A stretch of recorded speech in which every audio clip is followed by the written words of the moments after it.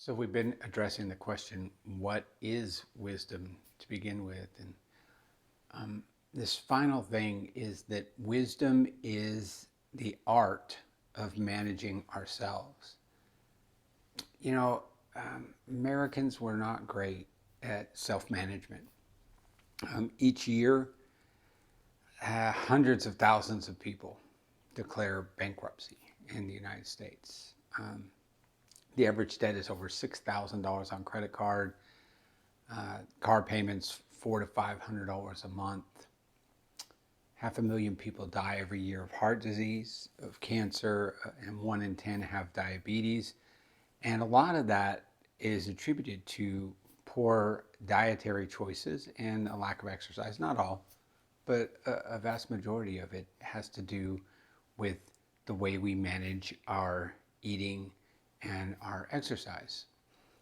The average American spends about 2 hours a day on social media, and most people think that's a bad idea. They want to do it less.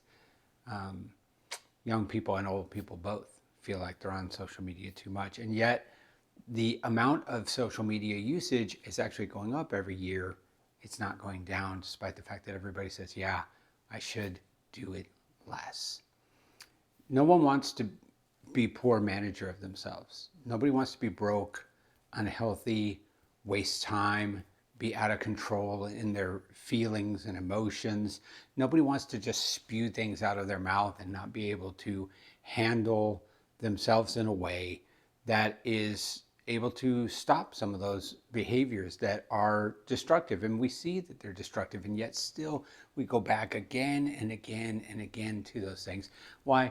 Because so often we're poor managers of ourselves.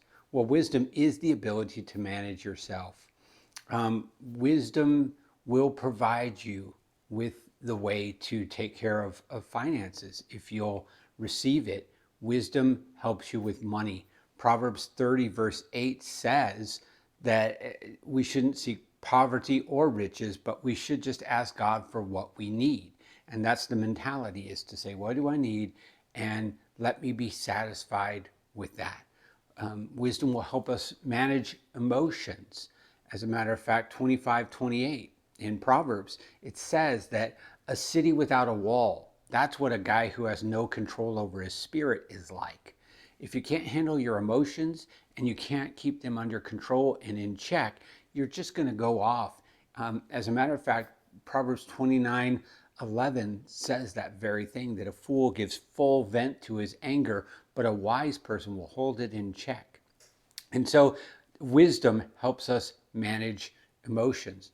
Wisdom also will help us manage our mouth so we don't say things that we shouldn't say. As a matter of fact, Proverbs 10:19 says, the person who can control their lips is wise. Proverbs 13:3 says, if we'll guard our mouths, it will preserve our life.